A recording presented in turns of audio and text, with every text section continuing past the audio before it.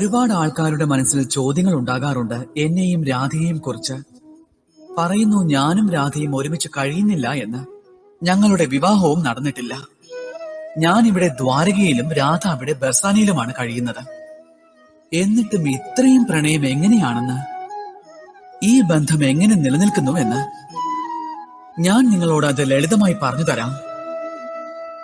നിങ്ങൾ എല്ലാവരും നിങ്ങളുടെ കണ്ണാടിയിൽ നോക്കിയാലും എന്നിട്ട് രണ്ട് കണ്ണുകളിലേക്കും നോക്കി നിങ്ങൾ ചോദിക്കൂ, അതായത് രണ്ട് കണ്ണുകളും ഒരുമിച്ച് അടയുന്നത് എന്തുകൊണ്ടാണെന്ന്, ഒരുമിച്ച് തുറക്കുന്നതും എന്തുകൊണ്ടാണെന്ന്, പിന്നെ ഒരുമിച്ചാണ് ഉറങ്ങുന്നത്, മാത്രമല്ല ഒരുമിച്ചാണ് കരയുന്നതും. ആജീവനാന്തം ഒരു വ്യക്തിയുമായുള്ള ബന്ധം ഉറപ്പായും കാത്തു സൂക്ഷിക്കാനാകും, ആ വ്യക്തിയെ കണ്ടില്ലെങ്കിൽ പോലും. അതുപോലെയുള്ള പ്രണയമാണ് എന്റെയും എന്റെ പ്രിയപ്പെട്ട രാധയുടേതും, അല്ലാതെ മറ്റൊന്നുമല്ല. ശരിക്കും അതാണ് പ്രണയം.